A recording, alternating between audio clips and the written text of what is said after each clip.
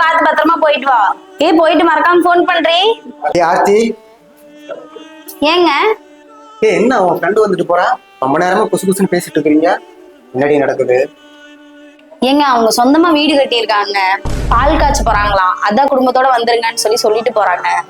ஏண்டி, நேற்று வரைக்கும் சோத்துக்கு பிச்சை எடுத்துட்டு இருந்தாங்க, இன்னைக்கு நம்ம புது வீடு கட்டிட்டாங்கன்னு சொல்ற? நான் வானத்துல வந்து பணமா கொட்டுச்சு. எனக்கு ரொம்ப சந்தேகமா இருக்குதுடி, உன் ஃப்ரெண்ட் ஏதோ ராங் ரூட்ல போயிருப்பா.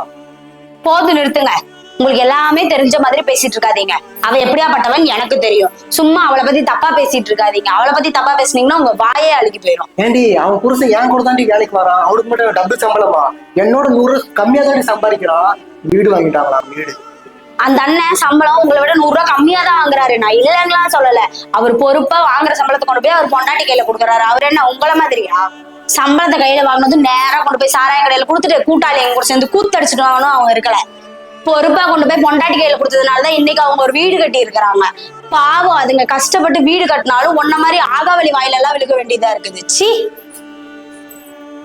அவ கூட இவனை சேரவே விடக்கூடாதுன்னு நினைச்சா இவன் நம்மளையே மூஞ்சில் அடிச்ச மாதிரி பேசிட்டு போறான். இருக்கட்டும், ஃபங்க்ஷன்ல போய் பிரச்சனை பண்ணிட வேண்டியதுதான்.